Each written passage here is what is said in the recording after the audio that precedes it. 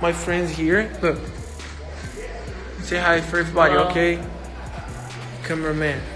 Meu peixe piloto, ó. Não desgruda, meu peixe piloto. Thank you, brother. See you guys. See you guys. Davzico? Yeah. Just jumped on my wife. Yeah. How are you, champ? Good. Good. And you? How are you, sir? Hey, how are you, mate? Say hi for fans in Brazil. Hey, obrigado. Como é do Brasil? I say hello. Oi. Oi. Oi.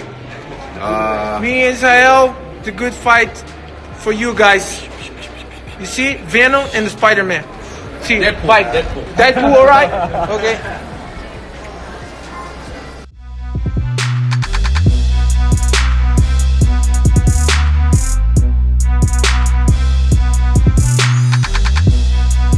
I want to actually talk about that legacy of Anderson Silva. You fought him famously just about 10 years ago. In that time, Anderson has tested positive for performance-enhancing drugs. He is a fellow countryman of yours. I know a lot of people in Brazil still love Anderson Silva. I'm curious to hear your thoughts on Anderson Silva and his legacy after that positive performance-enhancing drug test. To you, did it diminish anything that he's done? Do you look at him differently? Yeah, of course it hurt his career, you know, for anyone who gets caught, you know, especially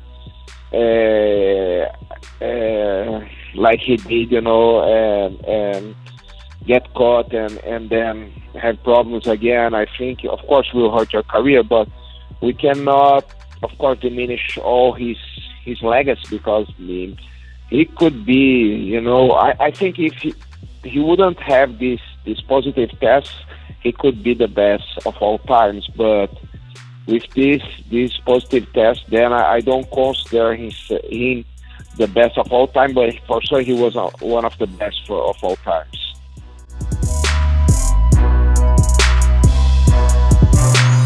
Now, CM, are you training now or no? Currently? Yeah, I'm sitting. I'm in the car in the parking lot of the gym right now. As soon as we're done here, I'm going to go throw the gi on. So, I like that a lot. I was about to ask you that. What is your preference? Now, you have to train one thing. I mean, I'm sure you like everything, but you have to hit the Thai pads. It's, let's say, kickboxing, boxing, or jiu-jitsu. What's your go-to? What do you enjoy the most? I like gi. And it changes. I'm sure you understand that. You go through phases, you know what I mean? And but for me right now, it's gi. You know what I mean? Man. Because it's like, if you're I'll come. Trust me, I'll come see you. Yes, it's only a matter of 100%. time. You'll see me. You'll see me. Oh, that's great, man. But yeah, I love that. I just love the gi. Yeah, I love it. There's something about it, and it's like when I train. We do pro practice or sparring. I'm training with fighters and stuff like that. But there's a different kind of training when you can train with civilians who are doing it for fitness.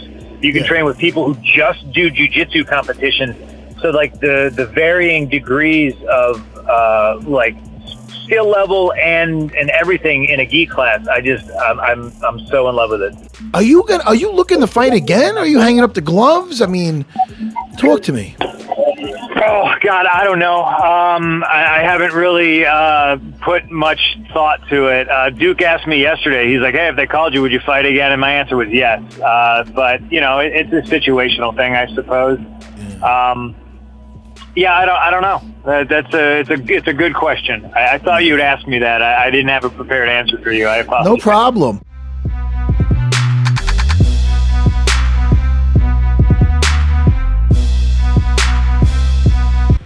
You can hate me or you can love me. I'm just telling the truth and saying how it is. I say everything I say. I go out and do. I've been doing everything I said I was gonna do. Whatever. If the UFC wants to be a circus and a corrupt business and go about their business, and that's their problem. But I'm standing up for what I believe in, just like those kids from Covington High School. And I'm not backing down. I don't care what Uncle Fester have to say. I'm the #1 ranked fighter in the world. Go look it up on the UFC website. I won a belt. I had a belt wrapped around my waist by Uncle Fester. I was the only fighter to go to the White House, and that's never happened. So what else do you have to do? What's the criteria to get a title shot these days?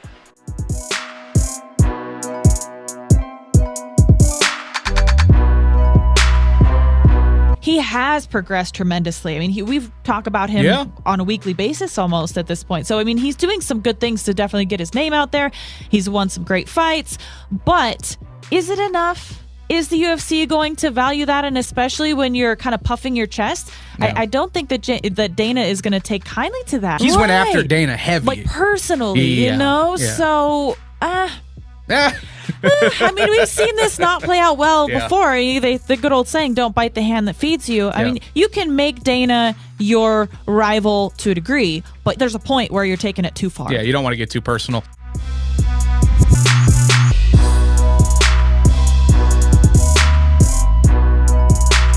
Oh man, I was getting mad at Rose. Of course, she's the champ, but man, I was a busy champion, you know, and you cannot wait, and you must defend your belt once in a year, and I'm very happy that I heard about this fight, and that this fight is happening, and definitely I want to go to Brazil and watch this fight live.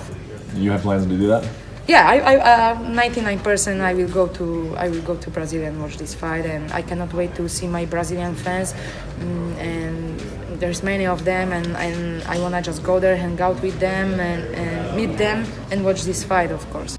A lot of people will assume that you'll want Jessica to win because that could lead you to a quicker title fight. Is that the case? It's not like I wanna fight Rose or Jessica more, you know, but Jessica she has been doing very good. There is no girl who beat her in her last few fights, and we will see. But you know, someone can look better on the paper or in the rankings, but for me it's always 50-50, you know. So it's going to be a very interesting fight, and Rose must be very clever in this fight, you know. And I think that my fight with Jessica Andrade was one of my best fights ever, you know, so it will be great to see her again.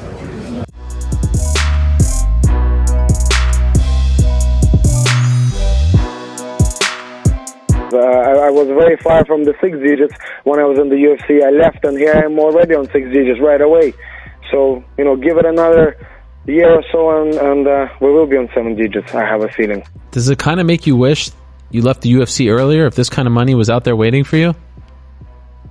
Not at all. You know, I enjoyed fighting in the UFC. They have, it's, you know, all things. It's a great organization to be part of. Like, let's be honest. You know, from the very, very beginning, the moment you get the fight assigned, you know, you're literally like taken and led all the way. I'm very, very thankful to all the staff that work for the UFC. They have made each and every single experience of dealing with the UFC great, amazing. You know, they're a family, and you see it straight away. You can see that it is a good kind of company to work for in that sense, because you see all the same staff working since my day one in the UFC till now. Even the company was sold, and still the same people remained.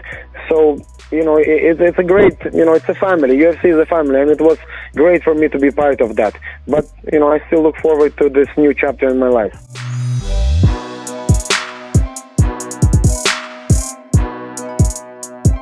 What I'm saying is, let's make a deal. I beat this man Saturday night, the flyweight division stays. We'll see what happens on Saturday. You know, when I had a meeting with him that Wednesday after my victory, and I'm getting no answer from him either. You know what I mean? It's you know, there's a pink elephant in the room, and it's almost like, hey, I'm the champ, man. At least I should be told something, at least, man, out of a little bit out of respect, you know. But you know, it's still unsure of. One thing that they do want that TJ fight. Dana wants it, TJ wants it, we want it. You know, that's kind of where everything's heading as of now.